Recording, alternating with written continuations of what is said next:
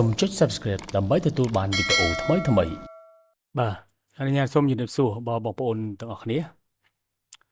យើងមកមើលតកតងនឹងវីដេអូសម្រាប់បងដែលមានលក្ខណៈគេហៅថាកាន់ទៅលើផ្នែកទីផ្សារឬក៏ digital ដែលយើងត្រូវតែសិក្សាពីផ្នែកហ្នឹងឬក៏អាចជាអ្នកគ្រប់គ្រងទូទៅដែលយើងអាចនឹងស្វែងយល់អំពីទៅលើការរៀបចំដែលគេហៅថាជាគំរូ small business marketing ទៅលើ project plan ហើយគម្រោងនេះនៅពេលដែលខ្ញុំបង្ហាញវីដេអូអ្នកនាងអាចចូលនៅក្នុងក្រុម Telegram នៅតាម link ខាងក្រោមរបស់ YouTube ឬក៏ link ខាងលើរបស់ Facebook ដែលខ្ញុំបានផុសឬក៏ LinkedIn ឬក៏នៅក្នុង Instagram អីបាទនេះគឺជាគំរូនៃការប្រើប្រាស់ទៅលើ small business marketing and project plan ដែលវាជាគំរូមួយដែលខ្ញុំបានស្រាវជ្រាវទៅលើការបង្កើតឡើងទៅលើ marketing project plan ដែលយើងប្រើអញ្ចឹងគំរូនេះបងប្អូនអាចយកទៅកែនិងមានគំរូខ្លួនឯងស្រាប់ទី1យើងនិយាយអំពីដែលហៅថាជាឈ្មោះរបស់ក្រុមហ៊ុនអញ្ចឹងកន្លែងនេះបងប្អូនអាចដាក់ឈ្មោះក្រុមហ៊ុនដែលខ្ញុំអាចដាក់ថាឧទាហរណ៍ថាខ្ញុំដាក់ថាSorya media បាទ media យើងមកឧទាហរណ៍ថាបាទ media ហើយយើងទៅចុចបាទហើយនេះគឺជាអាសយដ្ឋានដែលជា address district address ដែលសិទ្ធិរបស់យើងដាក់ទៅមកចំណែកនៅកន្លែងនេះយើងអាចទៅសេអំពី web address អាចជា website ទៅលើក្រុមហ៊ុនរបស់យើងឬគេហទំព័ររបស់យើងនេះមកនេះជា version ដែលយើងចេញអាចជា version យើងចេញនៅ version ទីម៉ានដែលយើងអាចដាក់ឯកសាររបស់យើងហើយថ្ងៃដែលយើងរៀបចំនេះដាក់ការរៀបចំនេះយើងអាចដាក់សម្រាប់នៅពេលដែលយើងធ្វើការដែលយើងមិនជាក្រុមហ៊ុនរបស់យើងអ្នកគ្នាអាចដាក់ថ្ងៃខែដែលយើងបានបង្កើតវាឡើងសម្រាប់អ្នកដែលបន្តតំណែងពីយើងគាត់នឹងស្វែងយល់ពីវានៅកន្លែងនេះយើងអាចតកតងទៅនឹងគេហៅថាជាការរៀបចំឈ្មោះរបស់យើងមកហើយតំណែងទូទីរបស់យើងនៅថ្ងៃដែលយើងបានធ្វើហ្នឹងហើយ email របស់យើងនៅក្នុងនេះមកហើយយើងមានលេខទូរស័ព្ទនៅកន្លែងនេះបន្ទាប់មកយើង approve ដោយប្រធានផ្នែកគ្រប់គ្រងរបស់យើងដែលមានឈ្មោះគាត់ហើយមានទូទីមុខនៅគាត់នៅថ្ងៃការបរិច្ឆេទដែលគាត់បានធ្វើ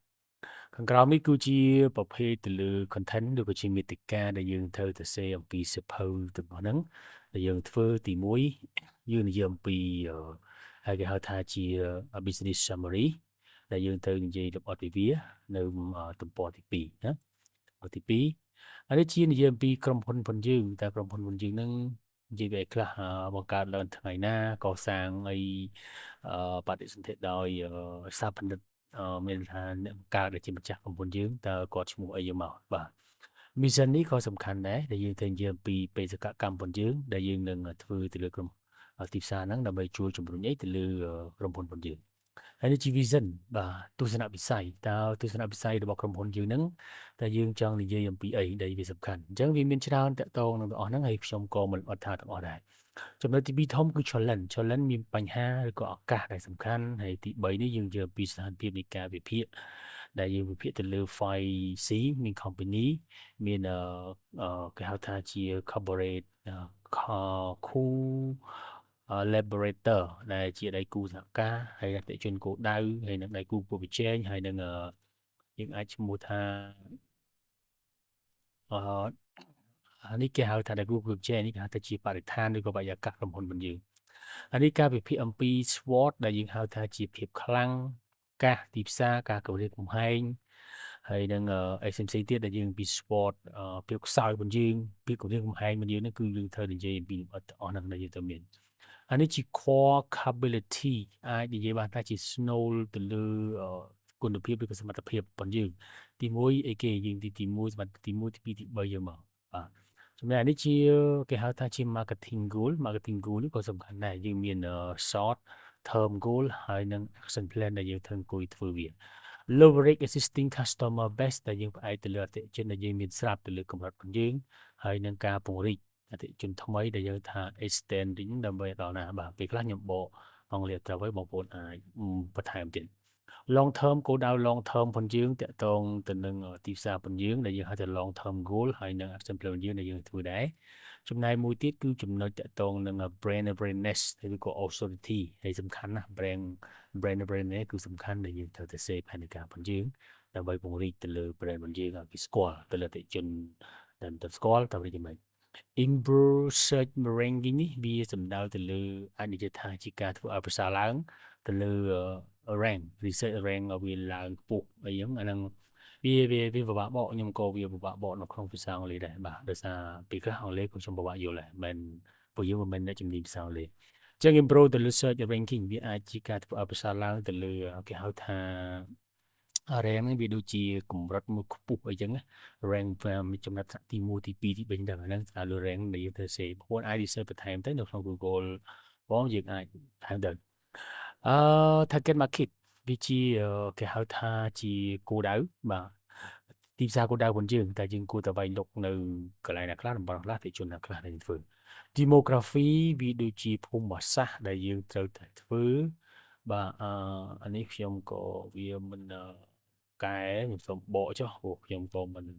ចេះអស់ដែរនិយាយទៅគឺមិនចេះអស់ច្រើនទេបាទវាមិនចាំទាំងអស់នៅសារអង់គ្លេសវាច្រើនអានេះវិទ្យាសាស្ត្របាទវិទ្យាសាស្ត្រទៅលើសេដ្ឋកិច្ចទៅលើសេដ្ឋកិច្ចវិទ្យាសាស្ត្រនយោបាយហ្នឹងគឺតកតងទៅនឹងប្រភេទទាំងអស់ហ្នឹងហើយបាទបន្តមកទៀតយើងនិយាយអំពីភូមិសាស្ត្រ fish បាទនេះជា psychographic បាទ psychographic និយាយបានថាជាចិត្តវិទ្យាបាទចិត្តវិទ្យាអញ្ចឹងយើងគួរតែសេវានៅក្នុងហ្នឹងបាទវាមានច្រើនហើយខ្ញុំក៏មិនអស់ដែរថាវាវែងដែរបន្តមកទៀតយើងនិយាយអំពី marketing strategy marketing ទី7នេះគឺ marketing strategy យើងនិយាយអំពីយុទ្ធសាស្ត្រនៃការធ្វើទីផ្សារunique selling proposition អានេះដូចជាការបង្កើតទៅលើគេហៅថាការលក់ការលក់អាហ្នឹងភាសាបច្ចេកទេសខ្ញុំគេថាមិនទេខ្ញុំភ្លេចអត់ចាំដែរ unique selling prosperity បងប្អូនអាចបកនៅក្នុងហ្នឹងបានដូចជាមានផងយើងខ្លះបងប្អូនខ្មែរយើងខ្លះគាត់បានធ្វើដែរខ្ញុំក៏វាមិនអានេះខ្ញុំបកណាខ្ញុំបកសិនដោយសារខ្ញុំអត់ចាំពីច្រើនដែរខ្ញុំបានសារជាដែរខ្ញុំអាចដាក់ថាអ្វីជាបាទនេះមាន website នេះគាត់និយាយដែរគឺសំណើលក់របស់ក្រុមហ៊ុនបាទគឺជាសំណើលក់របស់ក្រុមហ៊ុនដែលយើងត្រូវរៀបចំពន្វាឲ្យលក់របៀបម៉េចគឺយើងធ្វើនៅប៉ុណ្ណឹងបន្តមកទៀតយើងនិយាយអំពី marketing mix នេះក៏សំខាន់ដែលផ្ដោតទៅលើ product ផលិតផល price តម្លៃផ្លេសទៅលើទីកន្លែង promotion ការផ្សព្វផ្សាយបាទហើយ channel marketing channel របស់យើងតាមមានបណ្ដាញ marketing ខ្លះដែលយើងផ្សព្វផ្សាយបាទបន្តមកយើងរៀបចំទៅលើផែនការថវិកាចំណាយ performance standard measurement and method នេះចង់និយាយថាស្តង់ដារនៃការអនុវត្តបាទស្តង់ដារនៃការប្រតិបត្តិហើយនិងការវាស់វែងដែលយើងធ្វើបែងចែកវាទៅ3នេះមាន standard of performance មាន key performance indicate មាន KPI បាទ KPI គឺសំខាន់ខ្លាំងណាស់សម្រាប់អាជីវកម្មរបស់យើងសម្រាប់ទីផ្សាររបស់យើងទីផ្សារនៃការវាស់ដូចគ្នាដែរបន្តមកទៀតផែនការតកតងការសង្ខេបទៅលើគេហៅថា financial ហិរញ្ញវត្ថុមានតម្រូវការវិញធុមានការបូកជីទៅលើគេហៅថា consumption achievement បាទ achievement project អីហ្នឹងគឺតកតងនឹងច្រើននិយាយទៅវាតកតងអត់មាន report អំពីផ្នែកហិរញ្ញវត្ថុទេ financial statement income statement cash flow projection ឬក៏ balance sheet ហ្នឹងអញ្ចឹងនៅទាំងអស់ហ្នឹងដែលវាជា content ជាមេតិកានៃសេហើយបន្ទាប់មកអានេះជា resale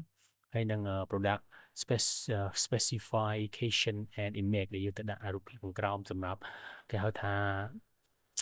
update ដូចជាលេខបាត់ខ្ញុំសូម copy បកអានឹងឧបសម្ព័ន្ធបាទគេហៅថាឧបសម្ព័ន្ធក្នុងក្រោយរបស់ឧបសម្ព័ន្ធអញ្ចឹងនេះវាអត់ទៅសេនេះយើងមកទៅសេក្នុងហ្នឹងកលំវានៅក្នុងហ្នឹងដែលយើងទៅសេក្នុងហ្នឹងដើម្បីធ្វើជាគំរូយើងហើយនៅក្នុងហ្នឹងហើយគំរូវាមានដល់24ទំព័របាទនេះទំព័រហើយអ្នកគ្នាអាចមើលតាមហ្នឹងហើយបើសិនជាមានចម្ងល់អាចឆាតសួរផ្ទាល់ខ្ញុំអាចជូនជាយល់ខ្លះហើយវាមិនថាបានទាំងអស់ទេដោយសារទៅតាមកម្រិតបទពិសោធន៍និងការសិក្សាស្រាវជ្រាវអប់រំរបស់ខ្ញុំទេបាទសូមមានប៉ុណ្ណឹងហើយបងប្អូនអាចសាកល្បងហើយខ្ញុំនឹងទម្លាក់នៅក្នុងហ្នឹងនៅក្នុងក្រុម Telegram channel នេះបាទក្រុម Telegram របស់នេះខ្ញុំនឹងទម្លាក់ក្នុងឲ្យតែម្ដងបាទអញ្ចឹងខ្ញុំមានតែប៉ុណ្ណឹងហើយជួបគ្នាសម្រាប់វីដេអូនេះហើយអ្នកនាងអាចសិក្សាបន្ថែមទៀតអរគុណជួបគ្នាសម្រាប់វីដេអូក្រោយ